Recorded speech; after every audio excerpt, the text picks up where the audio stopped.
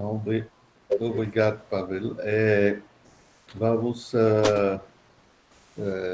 começar com a defesa da tese de doutorado em Ecologia e Conservação da Universidade Estadual de Santa Cruz, de Bianca Caetano Brito da Silva.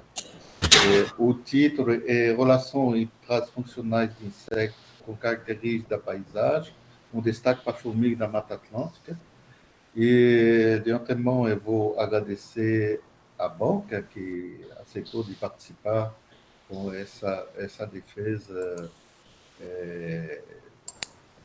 à distância, né, conteúdo das dificuldades que nós temos atualmente. Então, a professora Gabriela Castanho Menezes, em primeiro lugar, do campus Jeriquilla de Querétaro, da Universidade Nacional Autônoma do México, o professor Antônio César Medeiros de Queiroz, da Universidade Federal de Lavras,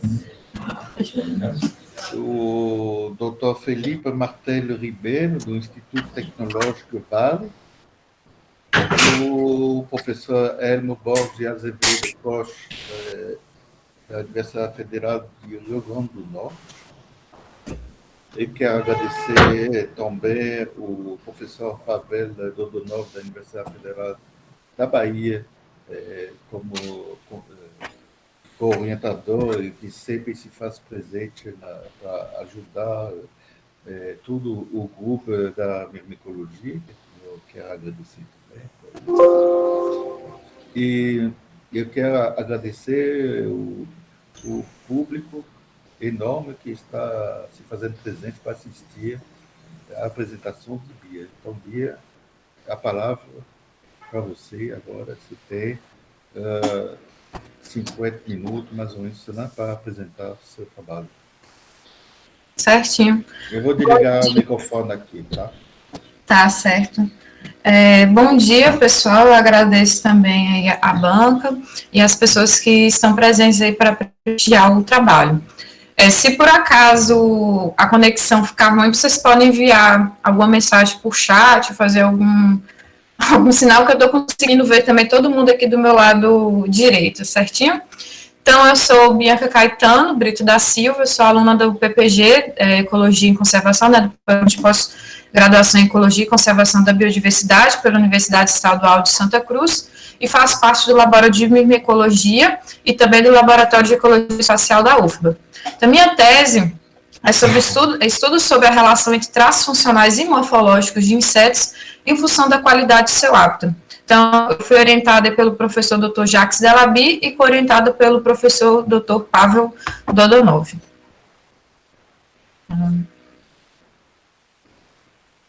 Certinho. Então, a perda de hábitat aí é considerado uma das principais ameaças à biodiversidade, justamente porque essa supressão de áreas originais pode vir aí a reduzir populações que estão aí nesses remanescentes e também levar à extinção e o declínio de espécies nativas destes locais. Então, a perda de hábito, na verdade, esses remanescentes florestais, eles geralmente estão circundados aí por diferentes áreas, ou seja, pelas matrizes, né? Essas matrizes, elas podem ser tanto de origem antrópica quanto natural. Então, o efeito dessa matriz adjacente na floresta resulta em uma diferença detectável na função, composição ou estrutura aí perto da borda. Então, essa definição ela é trazida pela Harper, que é o conceito do efeito de borda, ou também aí vocês podem ouvir e verem alguns outros trabalhos, chamado aí de influência de borda. Esse efeito de borda, ele pode gerar consequências, modificações tanto nas condições abióticas quanto bióticas do sistema. Então, por exemplo, é relatado baixa umidade nesse tipo de ambiente, maior amplitude térmica, mudança nas interações entre as espécies e distribuição também, aí, mudanças na distribuição dos recursos e também aí das espécies. Então, dentre aí a fauna, né, presente no mundo, novas estimativas apontam aí que existem cerca de mais ou menos 5,5 milhões de insetos no mundo. Esses insetos, eles participam, justamente são importantes para o funcionamento dos ecossistemas, porque eles desempenham inúmeras funções, como, por exemplo, eles atuam como dispersores de sementes, atuam na ciclagem de nutrientes, na polinização e ainda ajudam na regulação aí da população. No entanto, as altas taxas de declínios deste grupo estão ligadas principalmente aí à perda de hábitat, como foi indicado numa recente revisão. Então, essas funções que eu falei que esses insetos desempenham aí nos ecossistemas, elas podem ser afetadas por conta dessa alta taxa de declínio. E essa perda de hábitat ela é causada principalmente aí pelo desmatamento e a conversão de florestas em áreas agrícolas e urbanas. Mas a gente sabe que nem todos os insetos vão responder da mesma forma.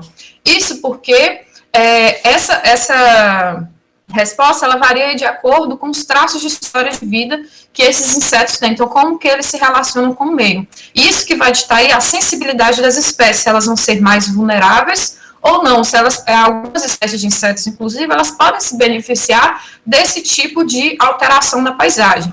Então, esses traços de história de vida são as características morfológicas, fisiológicas ou comportamentais das espécies ligadas ao modo como que elas se relacionam com o meio. E essa é uma ferramenta que já foi mostrada como bastante útil, porque aí você consegue identificar grupos de espécies-alvo, né, para essa questão da conservação, de acordo com esses traços de história de vida. E é muito utilizada aí na própria biologia da conservação. Além dessa abordagem que a gente pode ter com os traços, e também, inclusive, com a questão taxonômica, da riqueza de espécies também, nós podemos ver e analisar do ponto de vista da composição dessas espécies, na verdade, da composição dessa comunidade. Então, a gente viu que a antropização, ela também afeta a composição das comunidades dentro desses sistemas. Então, a composição, comumente, ela é realizada, no caso, ela é medida através da beta-diversidade. Então, essa beta-diversidade, ou seja, a dissimilaridade entre esses ambientes, dessa composição, ela pode ser particionada em dois processos, que é o turnover, que é a troca, a substituição das espécies, ou pelo aninhamento, que é o ganho ou perda dessas espécies. E essa composição a gente pode analisar tanto de forma taxonômica, ou seja, quais são as espécies que estão sendo trocadas ou perdidas aí nesse ambiente, e também a gente pode olhar pelo ponto de vista funcional. Então, a gente pode observar quais são a questão das funções que podem estar sendo trocadas ou perdidas, enfim, dentro desse sistema por conta dessa antropização. Então, o conhecimento das consequências aí da perda de hábitat e do efeito de borda sobre essa beta-diversidade taxonômica e também funcional dos insetos ainda encontra-se bastante fragmentário. Então, partindo desse cenário exposto, a tese ela está estruturada em 3 capítulos, sendo que cada capítulo tem uma pergunta cerne, né, uma pergunta-chave aí, que fez com que a gente desmembrasse e construísse, né, a história de cada capítulo. Então, o primeiro capítulo, a pergunta cerne é quais traços de história de vida comuns compartilhados entre os insetos os tornam mais vulneráveis aos efeitos de bordas antrópicas. O segundo capítulo, eu busco responder como os traços funcionais de formigas respondem à perda de hábitat e o efeito de borda em áreas de florestas tropicais. E por fim, né, no último capítulo, eu trato que como diferentes cenários de uso da terra podem afetar a composição funcional e taxonômica de formigas na Mata Atlântica. Então, vamos lá, né? O primeiro capítulo, ele trata, como eu falei, né, como que os traços de história de vida dos insetos vão responder às bordas antrópicas. Então, para isso, eu fiz uma meta-análise global para buscar responder essa pergunta. Esse capítulo, ele já está publicado, foi publicado em 2020, na Journal of Sect Conservation. Então, como eu falei, a fragmentação e a perda de hábitat geram alguns mecanismos que podem afetar aí a saúde dos ecossistemas. E um dos mecanismos gerados é o efeito de borda. como eu falei anteriormente, o efeito de borda pode modificar e alterar as condições abióticas presentes aí no sistema. Então, nesse tipo de ambiente que sofrem esse efeito de borda, há aí, por exemplo, maior incidência solar, menor umidade e alterações também nos fluxos ecológicos. E isso tudo vai ditar a qualidade do hábitat para aquelas espécies presentes nesses fragmentos. Então, um dos mecanismos de efeitos de borda que afetam diretamente os insetos está ligado à disponibilidade e qualidade dos recursos-chave. Então, as bordas, elas podem ser também benéficas para alguns grupos de insetos, para outros nem tanto. Então, quando ela serve como complementaridade de recursos, já complementa essa dieta também aí, tanto dieta também quanto disponibilidade de nicho para alguns grupos de insetos, elas podem ser favoráveis. Por exemplo, para algumas espécies de formigas cortadeiras, elas são beneficiadas nesse tipo de ambiente de borda, porque nessa borda há um rápido crescimento das espécies de plantas pioneiras. E essas formigas utilizam esse tipo de recurso. Por outro lado, as bordas elas não podem ser tão benéficas assim, ou seja, elas podem inclusive prejudicar alguns grupos, quando elas atuam aí como recursos suplementares, né, no caso. Então, elas podem gerar tanto a resposta neutra desses insetos, quanto também uma resposta negativa. Então, o que a gente imagina é que esses efeitos de borda vão causar alguns, por conta dessas alterações nas condições bióticas e abióticas também, vão ter filtros ambientais nesse tipo de sistema. E esses fatores abióticos, ou seja, esses filtros ambientais podem, na verdade, afetar, por exemplo, espécies que forrageiam predominantemente pelo solo. Ou seja, essas espécies elas podem ter sua capacidade de dispersão e forrageamento limitada justamente por conta dessas condições abióticas impostas por esse efeito de borda. Então, por exemplo, os insetos que forrageiam predominantemente pelo solo são comumente afetados pela questão da umidade, temperatura, quantidade de serrapilheira. Por outro lado, os insetos que forrageiam predominantemente pelo ar podem ser afetados aí pela velocidade do vento, direção do vento e a temperatura do ar. Então, assim, já foi visto que os gradientes microclimáticos do solo e do ar são diferentes. Então, a gente imagina o seguinte, que esse efeito de borda também vai afetar esses insetos que forrageiam no solo e no ar também de forma diferente, já que eles estão experimentando condições diferentes. Então, a gente analisou esse traço, né, ou seja, a forma como que forrageiam, né, os insetos, dentro deste capítulo. Outro traço que a gente avaliou é a questão da socialidade. Então, algumas espécies sociais, elas são beneficiadas pela questão, por exemplo, do aumento de temperatura que pode aumentar a longevidade das colônias. No entanto, por exemplo, para outras espécies, outros grupos, como, por exemplo, formigas, esse aumento da temperatura prejudica e altera a questão da fenologia reprodutiva, que acaba limitando aí o acasalamento, pode causar esse descompasso aí.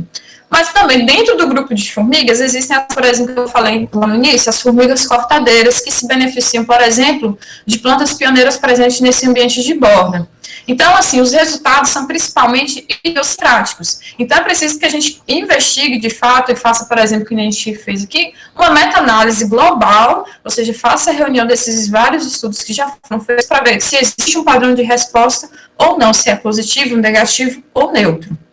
Além disso, a gente avaliou a questão das espécies invasoras. Espécies invasoras, a invasividade aqui nesse caso, não é um traço por si só. Como assim? Na verdade, essas espécies invasoras, elas reúnem características, ou seja, alguns traços que são bem fundamentados, né, para este grupo das espécies, por exemplo, das espécies invasoras. Então, elas compartilham, por exemplo, a questão da plasticidade fenotípica, alta plasticidade fenotípica, alta capacidade de adaptação, baixa seletividade alimentar. Geralmente, essas espécies têm fácil associação com os humanos e têm um tempo de reprodução curta. E é interessante a gente investigar esse tipo de grupo, justamente porque já foi visto que elas podem excluir espécies nativas desse ambiente. Então, elas podem alterar o sistema ali, né, onde que ela foi introduzida.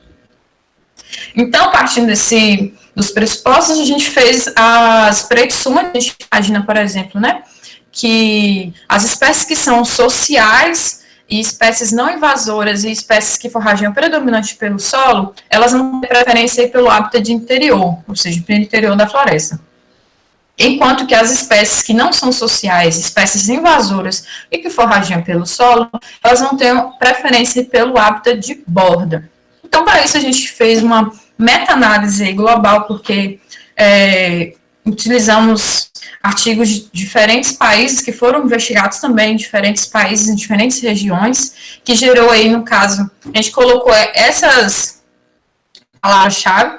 Percebam que a gente não limitou para artrópodes, insetos, justamente porque a gente não queria correr o perigo de perder informações, perder artigos. Então, a gente fez uma busca bem ampla mesmo, ou seja, nessa primeira busca, nós geramos aí 9.540 artigos, foram os resultados, dentro da plataforma Web of Science. Então, 9.540, desses 9.540, nós fizemos a primeira triagem, será que realmente está investigando efeito de borda com insetos? Então, a gente fez essa primeira triagem, então, era 474 artigos. Então, nós tivemos que ler, eu tive que ler os 474 artigos, os abstratos e tudo, e a partir dessa segunda triagem, porque, assim, para rodar uma meta-análise, eu preciso de algumas informações, como quantidade de amostras, número, se realmente compara borda com o interior, se for sistemas de floresta com borda, então tudo isso, bordas antrópicas também, então tudo isso entrou nos critérios, né, de se os artigos seriam ou não analisados. Então, nessa segunda triagem, tivemos aí 62 artigos e renderam 710 comparações. Toda essa meta-análise, ela foi feita dentro do pacote R, né, ou dentro do pacote Metafor, dentro da plataforma, né, do programa R. Então, a gente teve como resultado, e aí eu vou explicar para vocês entenderem bacaninho a questão desse gráfico de meta-análise, né, eu trabalhei com response ratio, né, que eu consigo depois converter para porcentagem. Então, vocês podem observar que existe essa linha aqui tracejada que é o zero. Então, acima do zero, significa, se não toca também, né, significa que houve uma resposta positiva das bordas, ou seja, as bordas, elas beneficiam esse grupo.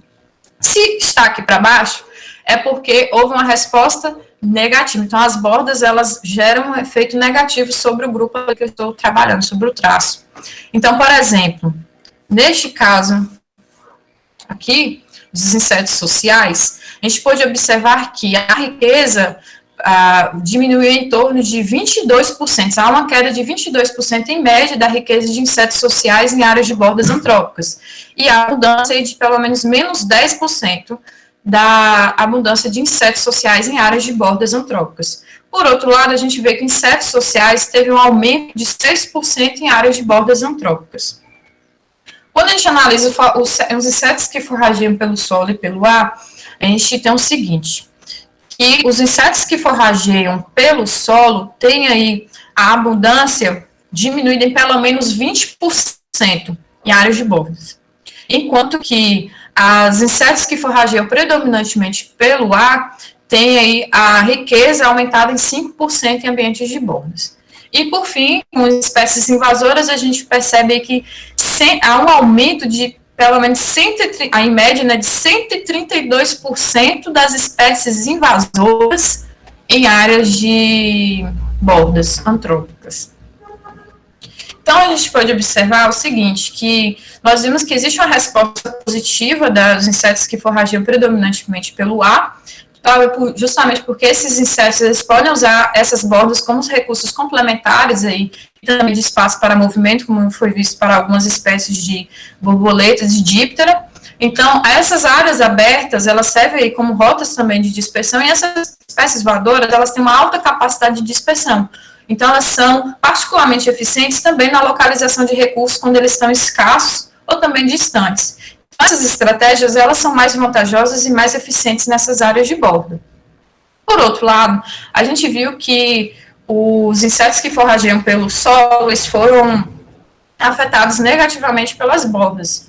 Isso por conta da sua capacidade de dispersão também, que é mais limitada. Por quê? Esse grupo de organismos que forrageiam pelo solo passam grande parte de sua vida nesse tipo de ambiente ou nessa rapelheira. E eles podem ser fortemente afetados por esses gradientes microclimáticos. Sendo que essas bordas, geralmente, nesse tipo de ambiente, no caso, nesse extrato do solo, comumente sofre maior exposição à radiação solar, temperaturas mais altas e umidade mais baixa do que no interior aí da floresta, nessas áreas de borda.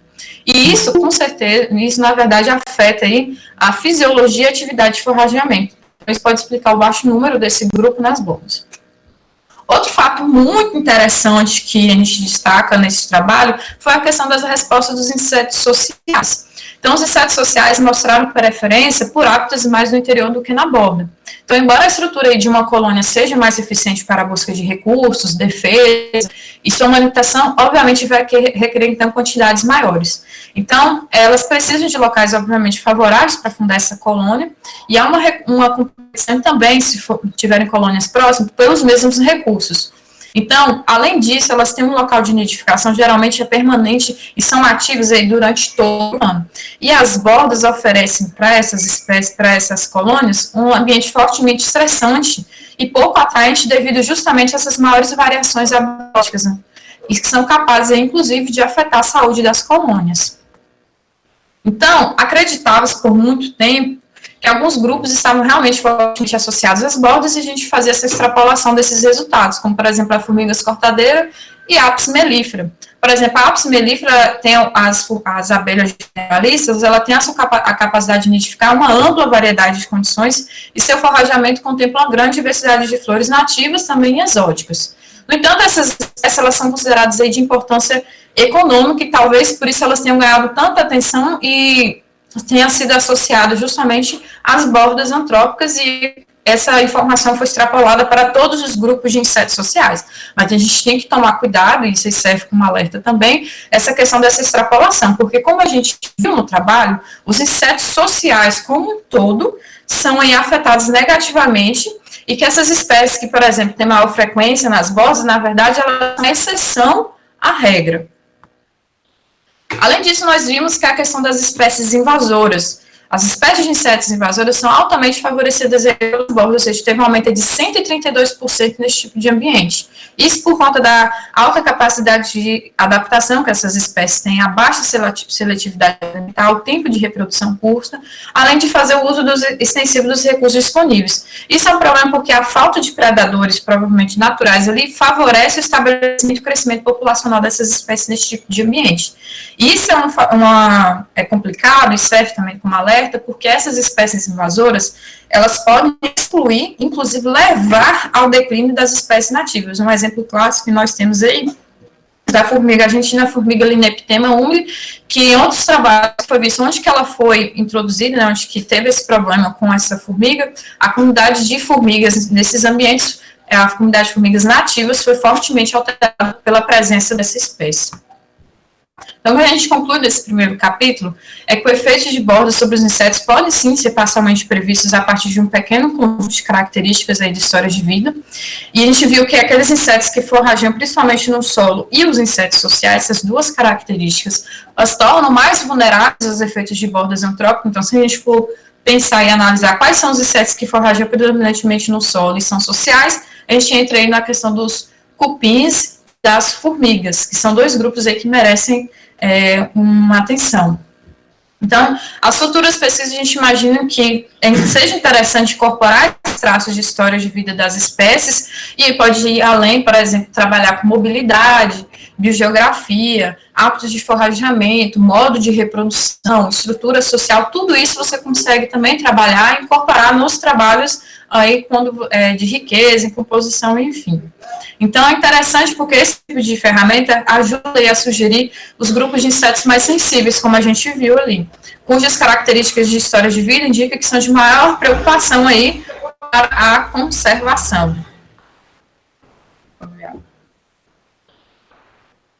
Nesse segundo capítulo, que vai ser submetido, já está para ser submetido mesmo a Functional Ecology, a gente trabalhou aí com a questão da quantidade de hábitat e configuração também do hábitat sobre os traços funcionais de formigas em áreas de floresta tropical úmida, né, que é a área de Mata Atlântica. Então, as florestas tropicais, elas têm sofrido aí com a conversão de suas áreas de pasto para plantios, né, para silvicultura.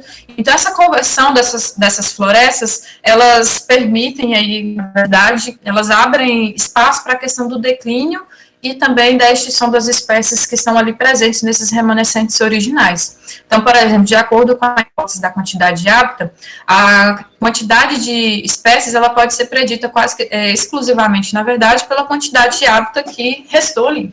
No entanto, outras informações elas devem ser levadas em consideração quando a gente trabalha questão dos esforços conservacionistas nesse tipo de ambiente.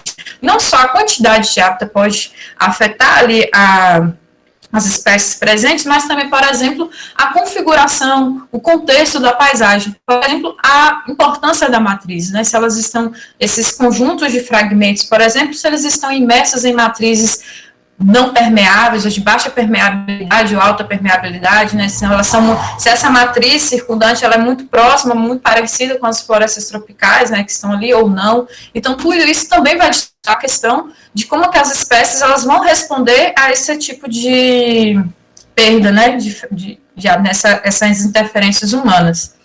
Então, além de a gente conseguir analisar, né, por muitas vezes essa perda de hábitat e a perda de hábitat e a questão da densidade de borda, comumente também ela é trabalhada do ponto de vista de riqueza e abundância, né, ou seja, do ponto de vista taxonômico. Mas a gente também pode incorporar outros trabalhos, como, por exemplo, avaliar os traços morfológicos e funcionais dos organismos. Então, como a gente viu, por exemplo, no capítulo 1, os insetos, eles responderam, por exemplo, à questão das bordas antrópicas, e isso a gente analisou na questão dos traços de história de vida. Então, a gente viu, por exemplo, que os insetos mais vulneráveis são aqueles que locomovem pelo solo, né, e sociais. Então, dentro desse grupo, a gente destacou aí as formigas. As formigas, elas desempenham papéis cruciais na manutenção dos ecossistemas, a sua biomassa aí, ela pode ser mais de 15% da biomassa total de animais de florestas tropicais, savanas e campos, atua na dispersão de sementes e também ajuda na reciclagem e a aeração do solo. Alguns trabalhos já foram feitos abordando a questão da abordagem funcional, ou seja, desses traços funcionais e diversidade funcional também com formigas, e tem se mostrado bastante promissor. Então, por exemplo, já foi investigado como que o manejo e o uso do solo, gradientes climáticos da complexidade ambiental e o papel da matriz atuam aí sobre a comunidade de Assembleia de Formigas de acordo com os traços aí, funcionais, né, com a diversidade funcional. Isso porque esses traços funcionais, eles capturam informações que não são tão bem vistas por outros índices puramente taxonômicos. Não quer dizer que a abordagem taxonômica ela é ruim. Pelo contrário, esses traços funcionais, na verdade, vêm para agregar informações. Então, com essa abordagem, a gente consegue ver quais são as características que as tornam as espécies mais sensíveis ao tipo de distúrbio que você está trabalhando. Então, diversas hipóteses aí têm sido formuladas a fim de ligar, né, os traços morfológicos de formigas com as características do ambiente. Então,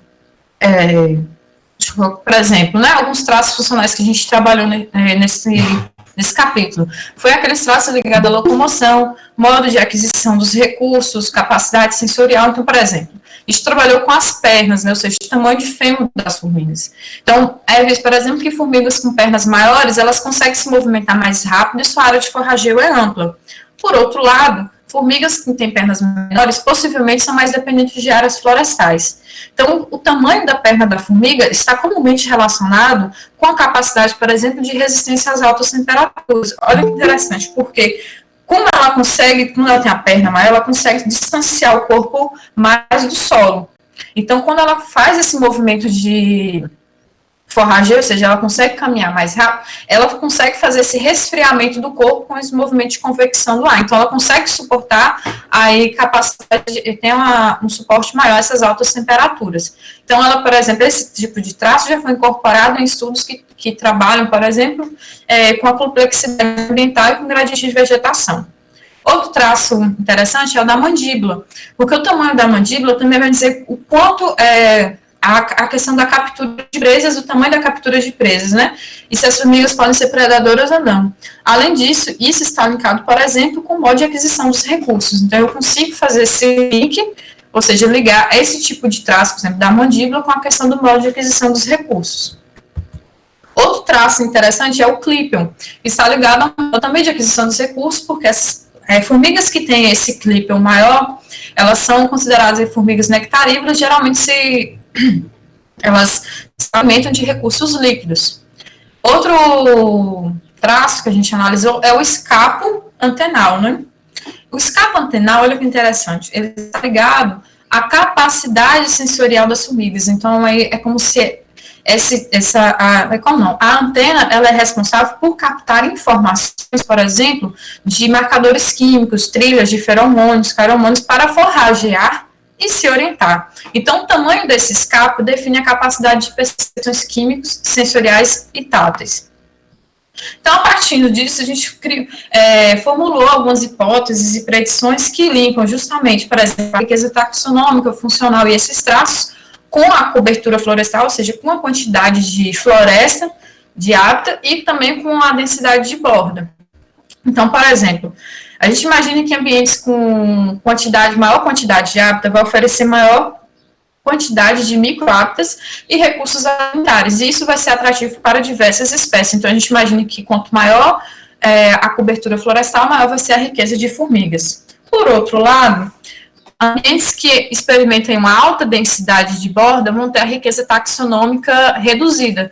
Isso porque essa densidade de borda, ela pode favorecer, já foi visto, a entrada de espécies oportunistas que podem aí serem dominantes nesse tipo de ambiente e levar à redução da riqueza de espécies nesses locais.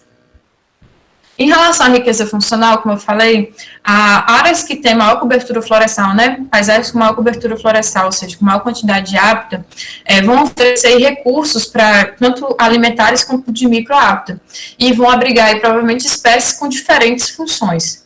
Por outro lado, ambientes que têm maior densidade de borda estão sujeitos a maior aqueles filtros ambientais, e esses filtros ambientais podem, inclusive, levar à homogeneização funcional. Então, a gente imagina que nesse tipo de ambiente, que nessas paisagens que têm alta densidade de borda, há uma homogeneização funcional, logo a riqueza funcional ela é menor.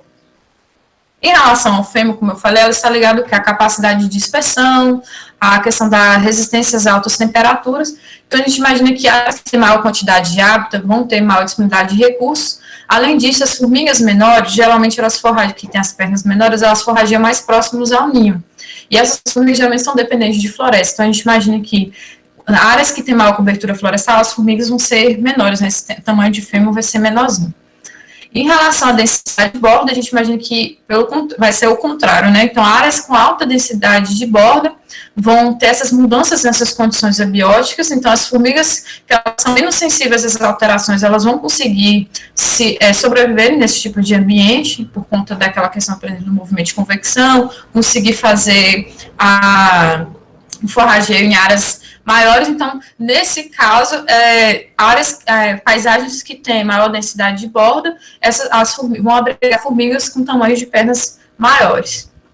Em relação à mandíbula, a gente imagina que quanto maior, elas vão ser afetadas também pela quantidade de hábitat e pouca perturbação antrópica.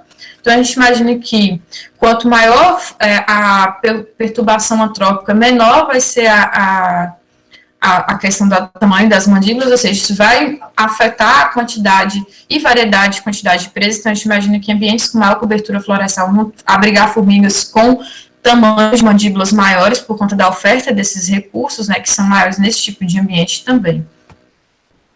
Em relação ao escapo antenal, como eu falei, está ligado à capacidade sensorial aí da formiga. Então, boa parte das formigas forrageiam pelo chão.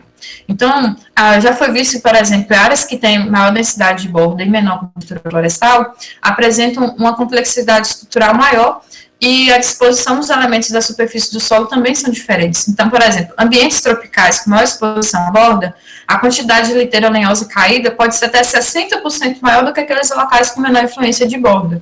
E essas liteiras lenhosas caídas, essa complexidade estrutural nesse tipo de ambiente, servem como barreira físico-química, ou seja, pode deixar um ambiente olfativo, no caso, né, um ambiente ali mais confuso para essas espécies. Então, espécies de formigas que têm um escape antenal maior, elas conseguem captar melhor esse tipo de informação, mesmo com esses elementos disponíveis aí no solo. Então, a gente imagina que áreas com alta densidade de bordo das formigas vão ter esse escape antenal maior, e o resultado vai ser contrário, né, para a área de cobertura florestal. Então, maior a cobertura florestal, menor vai ser o tamanho do escape antenal da formiga. E em relação ao clípio, como eu falei, está ligado à questão de formigas nectarívoras, que se alimentam, por exemplo, de nectários, exciflorais, hemípteras. Então, eu fui visto, por exemplo, que áreas de bordas favorece esse tipo de recurso.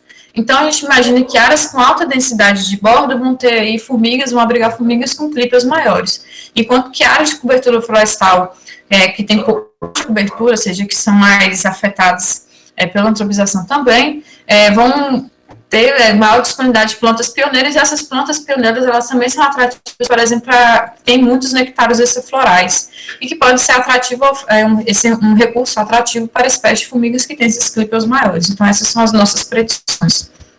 Então, a gente fez coleta dessas formigas em 2 campanhas, né, em abril e outubro de 2017 e outubro a abril de 2018.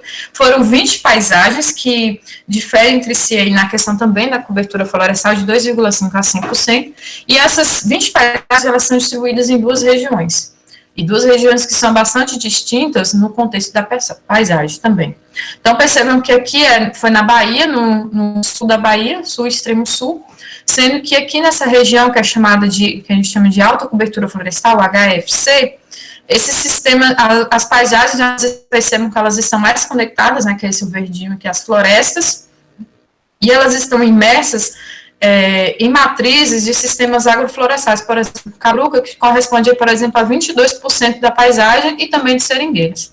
Quando a gente vai mais ao sul da Bahia, né, que é o extremo sul, a gente tem aqui também 10 paisagens, que aqui a gente chama de região LFC, de baixa cobertura florestal, porque percebam que as paisagens, ou seja, os sítios amostrais, eles estão mais, na verdade, separados, ou seja, eles não estão tão conectados, e estão imersos aí, submersos em matrizes de pasto, que corresponde aí a 86% daqui, e eucalipto de 7%. Então, são matrizes, assim, não tão consideradas, assim, friendly, né, tão amigáveis, ou seja, matrizes de alto contraste, ou seja, elas são muito diferentes dos remanescentes florestais. Então, existe essa diferenciação nessas 2 regiões, na região HFC e LFC. Então, para a cobertura florestal e densidade de bordo, nós usamos o Fragstats, fizemos uma análise de multiscala de buffers de 100 metros até 1.000 metros, e para a coleta das formigas, nós utilizamos 5 transectos, né, em cada sítio florestal, sendo que foram 25 plantas amostradas pelo branch clip, né, então pegava um pedaço do galho e envolvia ele com um saco plástico e pegava todos os artrópodes ali associados para depois fazer ali a triagem. E também nós utilizamos de pitch, ou seja, 3 pitchers aqui pelos esses transectos separados por 10 metros, sendo que eles ficaram expostos aí por 3 dias. Então, todo esse material foi levado para o laboratório de mimecologia da CEPLAC, onde que a gente fez a triagem e a identificação das espécies de formigas. Além disso, no mesmo laboratório, nós fizemos aí as medidas tiramos as medidas das formigas, como eu falei, que foram 8 traços morfológicos, né? O tamanho de Weber, o comprimento do olho, o tamanho do fêmur, a cabeça, né? O head width, o comprimento da cabeça, a largura da cabeça, desculpa, a distância interocular, o escape antenal, o clípeus e a mandíbula. Então, foram ao total 4.021 medidas morfológicas tiradas dessas formigas que a gente fez aí no laboratório. Então, as variáveis preditoras foram a cobertura florestal, densidade de bordo, e a gente também levou em consideração a região. Além disso, as variáveis respostas foram riqueza taxonômica, riqueza funcional padronizada, justamente para tentar tirar aí a influência da riqueza taxonômica na análise da funcional, né? Valores de mandíbula, escape antenal, clípeos e fêmur. E esses valores, esses traços, a gente utilizou, né, o CTM, que é a soma das médias dos valores do traço dividido pelo número de espécies aí da paisagem. E para fazer a seleção de escala da paisagem, daqueles buffers, a gente utilizou o critério de informação de Akai, corrigido para pequenas amostras, e o GAN, né? Então, modelos aditivos generalizados. Além disso, para a seleção de modelos, ou seja, para a gente ver quais são as variáveis que estão afetando aí tanto os traços quanto a riqueza taxonômica e funcional das formigas, nós utilizamos o modelo aditivo generalizado, né, o GAN. Então, foram 6 modelos contrastantes, certo? Sendo que a gente teve um modelo nulo, ou seja, isso significa que a variável resposta ela não tem relação com essas variáveis preditoras. O modelo borda, que a variável resposta é afetada somente pela densidade de borda. O modelo cobertura florestal, ou seja, a cobertura florestal ela tem efeito sobre a variável resposta, somente a cobertura, né? A gente também colocou a interação com a região, ou seja, a variável resposta né, pode ser influenciada pela densidade de borda e seu efeito depende da região mostrada. E também cobertura florestal com interação região, que a variável resposta ela pode ser afetada pela cobertura florestal e o efeito depender da região amostrada. Além dessa cobertura florestal e borda, que foi o último modelo, ou seja, a variável resposta é tanto afetada pela cobertura e pelo efeito de borda também. Então, os modelos que tiveram delta menor que 2, né, a variação de delta menor que 2, a gente considerou, sendo que se for mais de um modelo com delta menor que 2, então, o ICC, né, o delta ICC menor que 2, então a gente utilizou o princípio da parcimônia, ou seja, o modelo mais simples é aquele que que explica melhor o que a gente está observando. Então, quais foram os resultados? Foram 128 espécies de formigas, distribuídas em 39 gêneros, subfamília mais representativa foi a Myrmicine, com 64 espécies, e a Panerine com 20 espécies. Então, as espécies mais frequentes foram a Crematogaster limata e a Ectatoma tuberculata. Esse é um dos resultados do gráfico densidade de borda. Então, lembra que eu falei que a gente fez aquela seleção de modelos. Quando o modelo nulo foi eleito melhor, ou seja, a variável pergunta que a gente está vendo, por exemplo, investigando a densidade de borda não afeta, então, neste caso, a gente viu que para riqueza taxonômica, riqueza funcional e mandíbula, a densidade de borda não tem efeito. Então, o modelo nulo foi o melhor aceito para a densidade de borda, né? Então, a gente pode perceber, no entanto, olha que interessante, que para o fêmur, escapa antenal e clípeos, a densidade de borda, ela afeta aí esses traços. De que forma? A gente percebe que quanto maior a densidade de borda, nessas paisagens que têm alta densidade de borda, elas vão abrigar formigas que têm escapa antenal maior, clípeo maior e fêmur também, e formiga com fêmur maior, né? Formigas com fêmur maiores. Então, as pernas das formigas, o clípeo e escapa antenal em áreas que têm alta densidade de borda, geralmente são maiores. E o modelo aqui, neste caso eleito, o melhor foi somente a densidade de borda, para esses 3 traços funcionais. Percebam que eu coloquei até aqui na legenda, porque para vocês observarem melhor também, que a região LFC é a que é chamada de baixa cobertura florestal, ela está em vermelhinho, rosinha, né? E a HFC, que é de alta cobertura florestal, que é aquela que está imersa em matriz de sistemas agroflorestais e tal, está de azul. Quando a gente olha para a cobertura florestal, nós vimos o seguinte, que a riqueza taxonômica, a riqueza funcional, o fêmur e o escapo antenal, eles, nesse caso, o modelo cobertura florestal não foi o melhor modelo, né, foi o modelo nulo, que no caso foi o eleito, quando contrastado com cobertura florestal.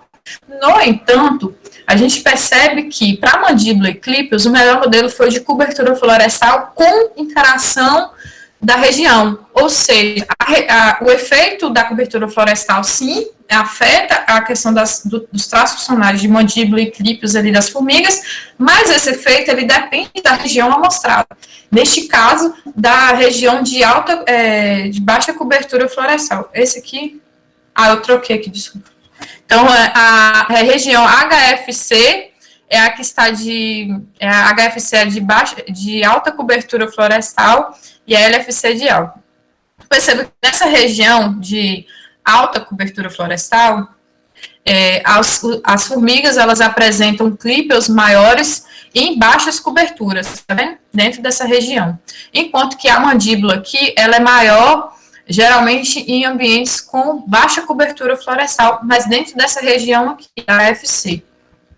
Então, a gente pode perceber que as formigas, elas são afetadas aí, né, os traços funcionais de formigas, por esses fatores de paisagem, ou seja, esses fatores de paisagem, a quantidade de hábitat e a densidade de borda são importantes motores nas respostas dos traços funcionais de formigas. Então, a gente viu que em ambientes com maior densidade de borda, formigas, em média, apresentam aí pernas e escapa antenal e clípeos maiores.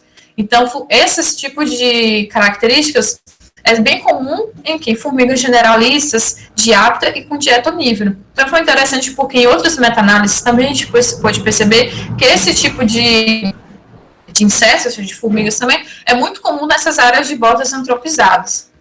Então, paisagens expostas a maior densidade de borda, elas estão sujeitas a mudanças nas condições abióticas e também nos fluxos ecológicos. E essas alterações, elas interferem na nidificação das formigas e também sua estratégia de forrageio, pelo que a gente observou.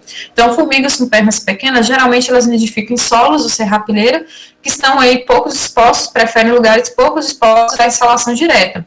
E dificilmente essas formigas, elas percorrem distâncias maiores que 1 metro do ninho.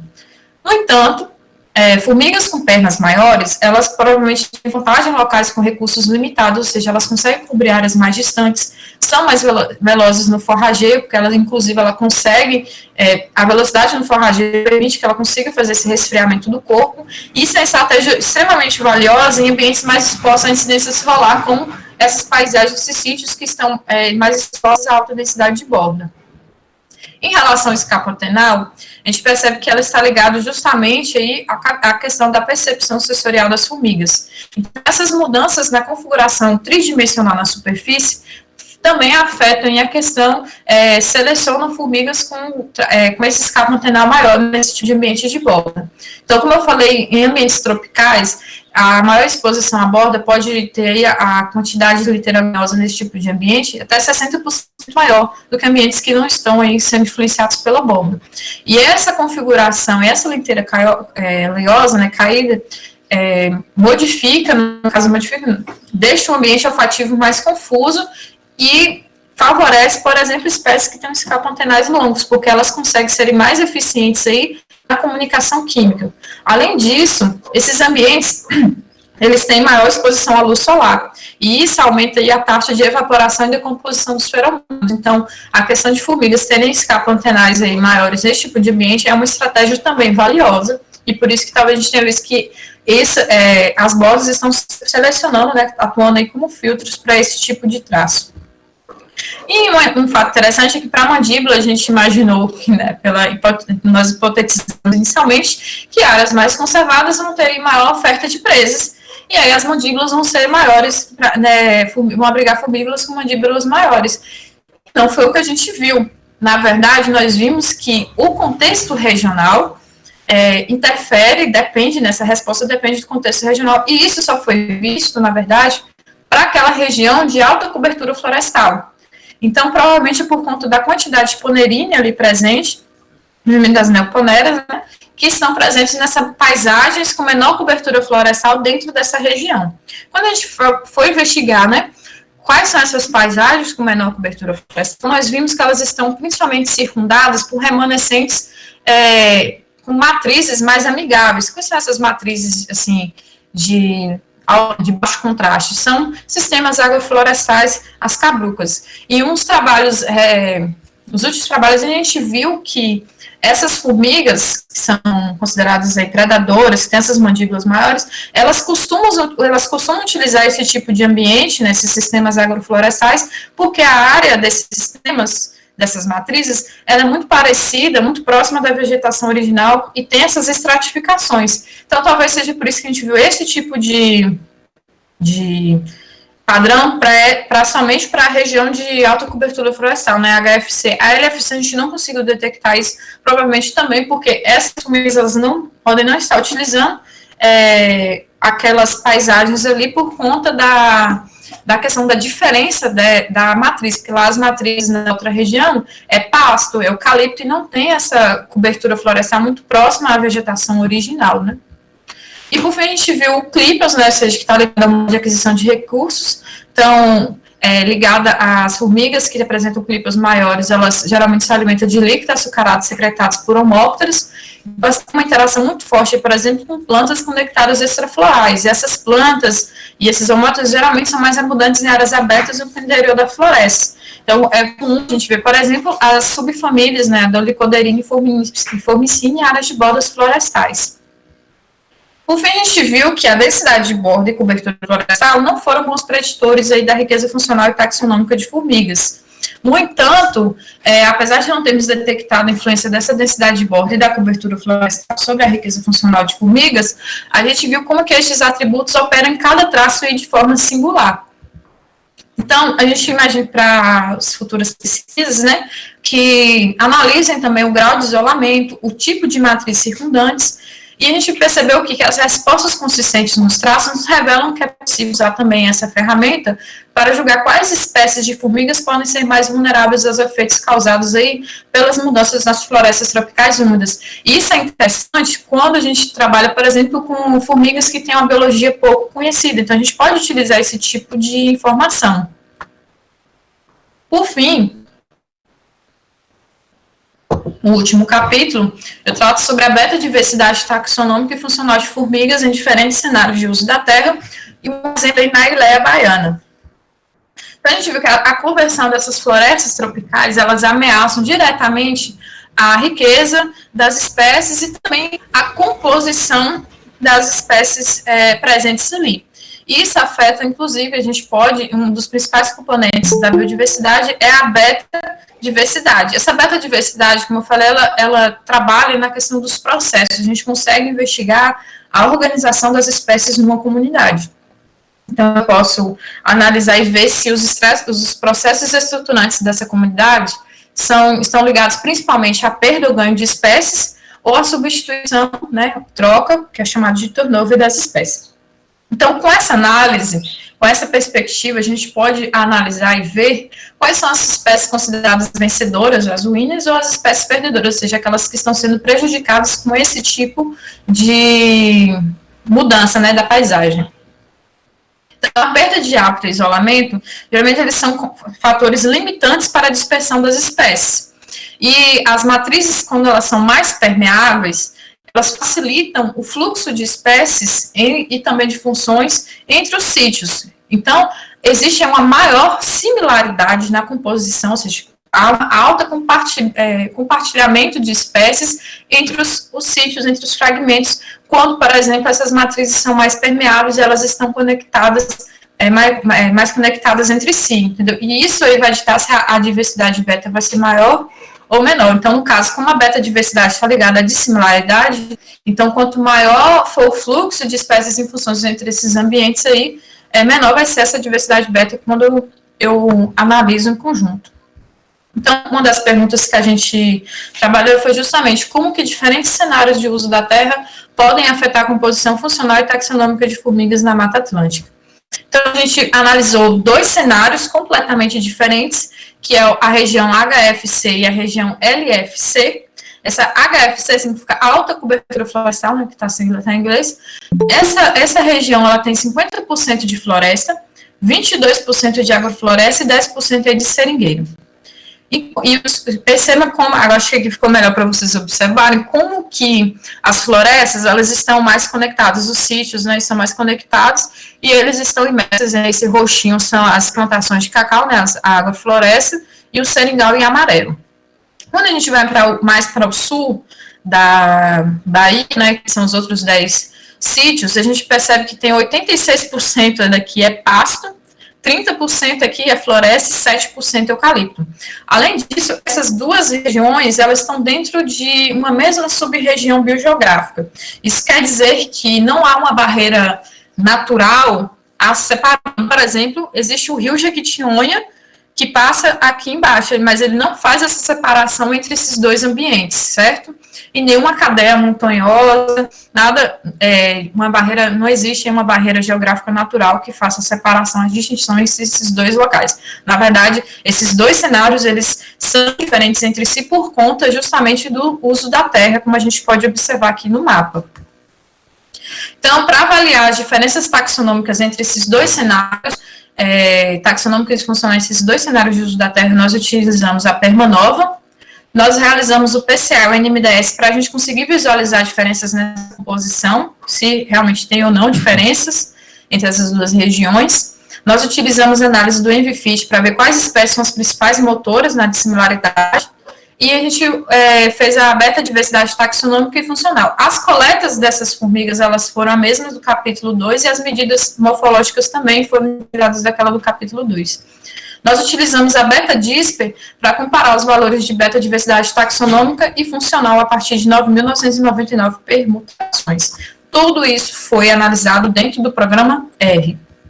Então, foram 128 morfoespécies de formigas, sendo que a subfamília Mimicine foi a mais representativa, e Ponerina a segunda, né, com 20 espécies. Quando a gente olha para a região de alta cobertura florestal, né, a gente compara os dois cenários de uso da terra, a gente vê que aquela que tem baixa cobertura florestal, que tem a maior riqueza de formigas, 107, e a que é alta cobertura florestal, 81 espécies de formigas, sendo que 22 são exclusivas desse ambiente, 47 são exclusivas dessa baixa cobertura florestal, e elas compartilham, esses dois cenários compartilham 59 espécies. Existem diferenças na composição taxonômica entre os dois cenários? Sim, existem diferenças. Então, a gente pode observar, por exemplo, na composição taxonômica, as regiões, elas são bem diferentes, sendo que as espécies que são as principais motoras, né, no caso, da diferenciação entre esses dois ambientes, que caracterizam melhor cada um. Aqui a gente tem a Ectatoma permaca, a Odotomax saimadoto, pela região de baixa cobertura, e na região de alta cobertura aqui a Cephalotes atratus. Quando a gente analisa a questão da composição funcional, a composição funcional de formigas também é diferente entre esses dois ambientes. Então, o fêmur e o capa antenal causam essa diferença também, a distância interocular entre esses dois cenários. Em relação à beta-diversidade, a gente vê que há uma alta beta-diversidade total, né, na verdade, entre esses dois ambientes. Então, o máximo da beta-diversidade total, para vocês terem ideia, é 1. Então, aqui deu 0,9 na LFC, 0,89 na HFC, sendo que o principal processo que rege essa beta-diversidade é o turnover para as duas regiões, o turnover taxonômico, né? E para funcional também, só que o turnover taxonômico, a gente pode observar que ele é bem mais expressivo do que o turnover funcional.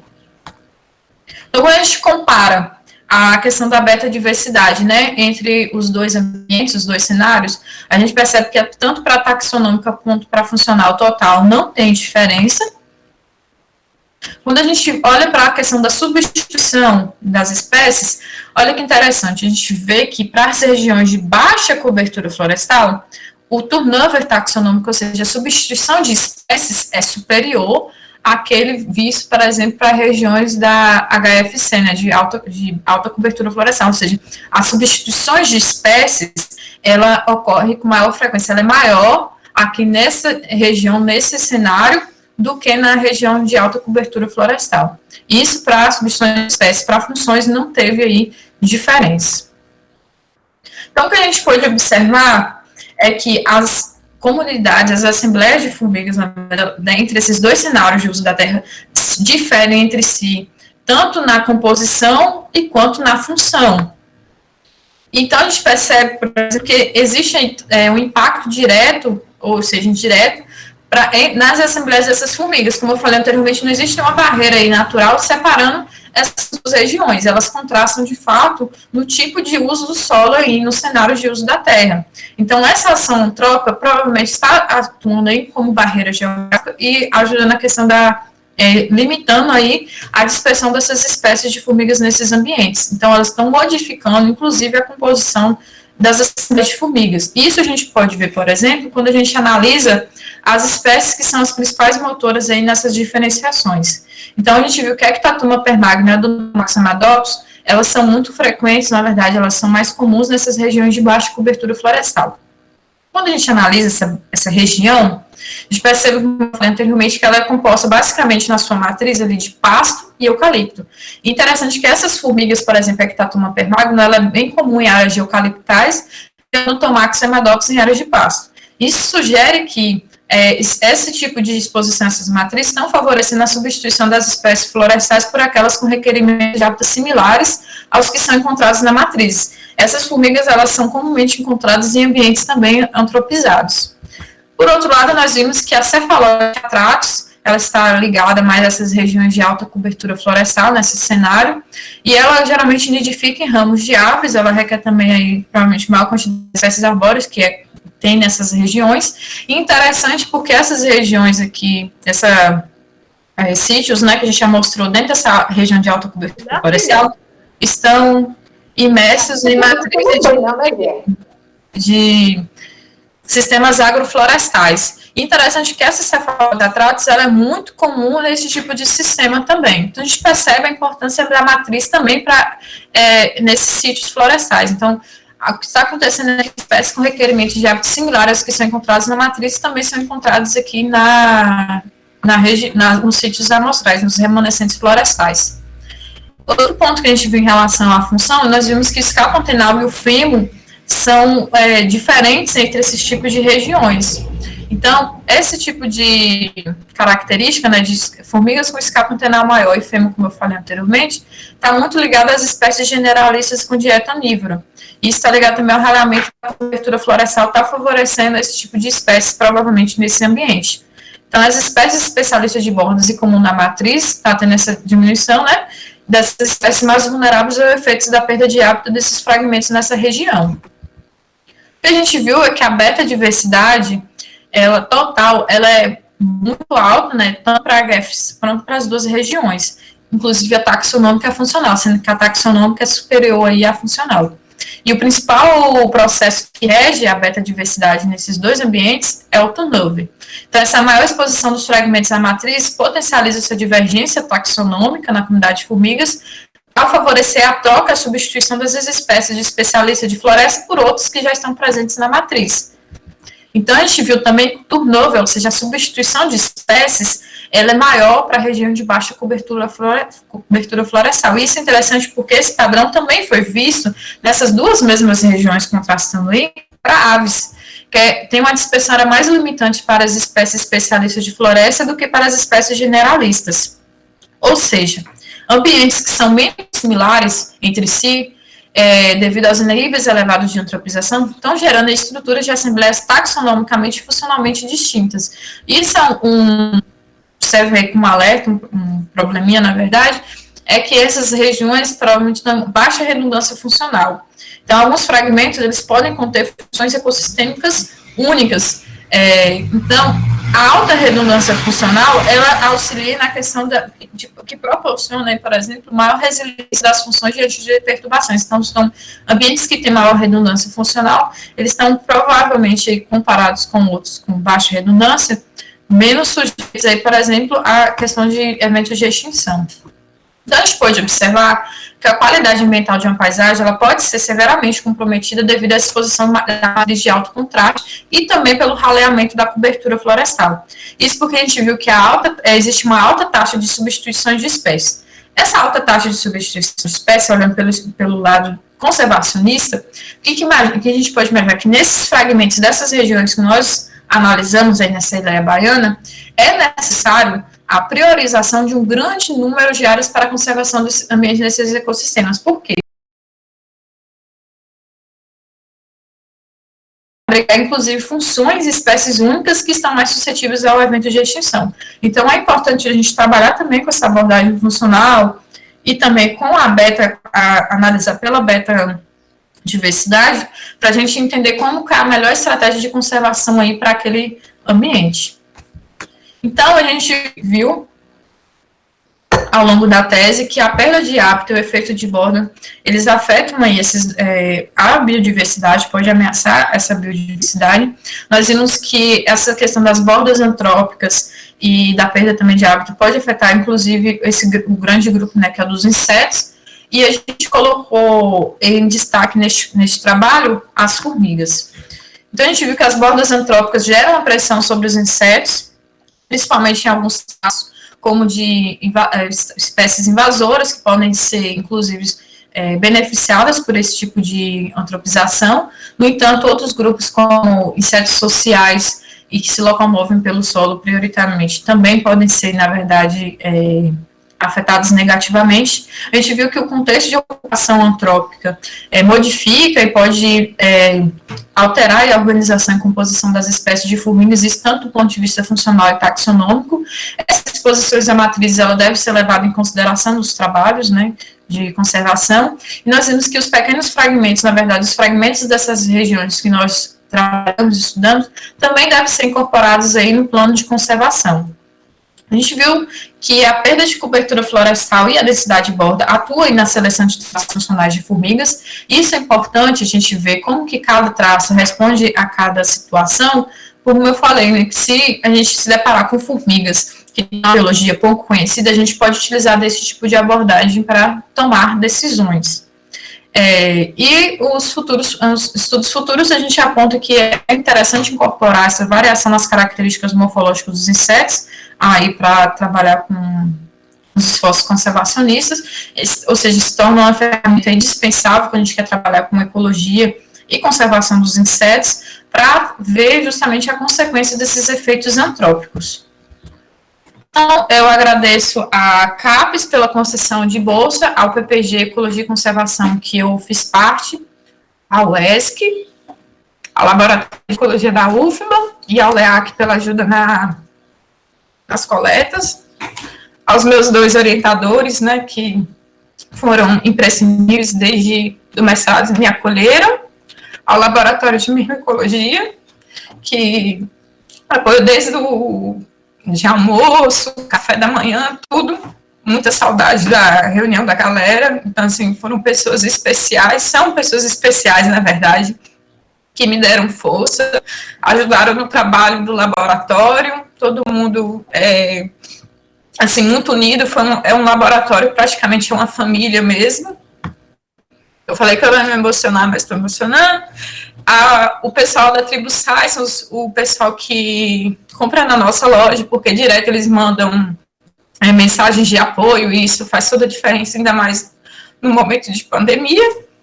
A minha família, a minha cachorrinha aqui também foi embora, mas ela foi essencial aí para dar todo o apoio psicológico. A gente sabe que o doutorado é um pouco puxado.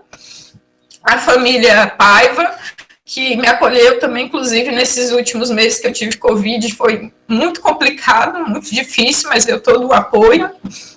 Ao LEB por momentos maravilhosos, tanto no laboratório como troca de informações, de conhecimento, e também pelas questões dos cafés, dos passeios, enfim, dos trabalhos de campo, que também foi essencial, justamente também por oferecer um espaço que eu conseguisse também trabalhar lá na UESC. E aos meus amigos que eu fiz durante toda essa jornada aí do programa de ecologia. Muito obrigada. Sem vocês, tudo isso seria muito difícil. Ao Tutu, que está aqui presente, que também foi assim, um companheiro que me ajudou desde aí do mestrado. Chamei para fazer uma coleta no manguezal aí até hoje comigo. O golpe está aí, cai quem quer. E é isso, pessoal. Muito obrigada a todos vocês que ficaram até o final, e a banca também por ter enviado aí as colaborações. Eu não queria chorar, mas chorei. É isso.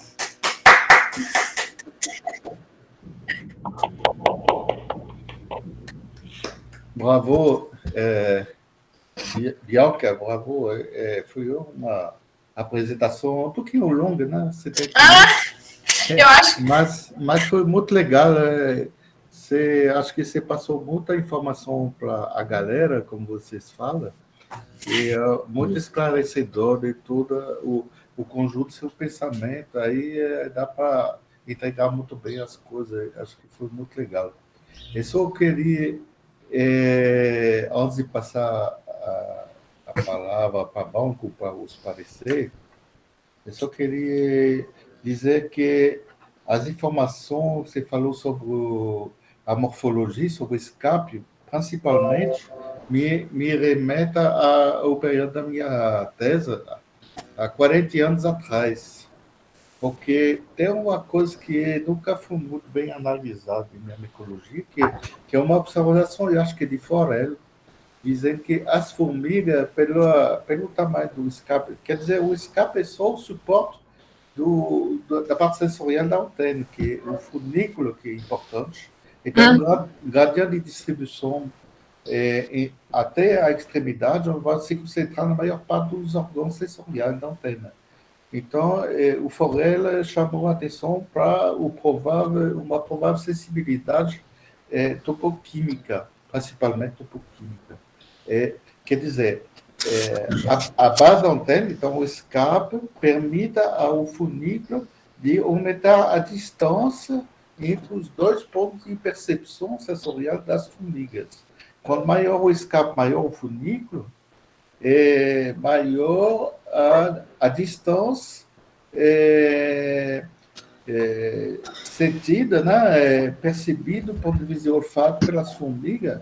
E quando eu estudei no meu doutorado, o cérebro, a parte sensorial do cérebro relativa às antenas, chama doutor-cérebro, na verdade, são dois, tem um órgão par, muito separado, muito diferenciado, extremamente desenvolvido, no caso das formigas, e isso aqui a gente poderia fazer, talvez estude na área de fisiologia, mostrando que quanto maior a distância que as formigas conseguem com as antenas, melhor a percepção, elas têm uma percepção tridimensional do habitat em função das antenas. Então, quanto maior a distância que elas colocam à extremidade da antena, melhor essa percepção tridimensional. Então, é um órgão extremamente importante para a comunicação para a formiga, porque elas conseguem, a gente consegue com os dois olhos essa percepção de relevo, mas as formigas elas percebem o relevo em função das antenas. E quanto mais separada a extremidade, maior essa qualidade, essa estereopercepção, se eu posso falar assim, do ambiente. Então, isso aqui pode ser todo um objeto de futuros estudos, porque nunca foi bem explorado. Tem que abordar através de fisiologia, principalmente, mas as ideias que você já está dando na sua tese pode permitir uma direção assim. Eu achei muito interessante, muito relevante tocar esse tipo de assunto. Tá? Desculpa o meu comentário um pouquinho longo, mas eu achei que era complementar.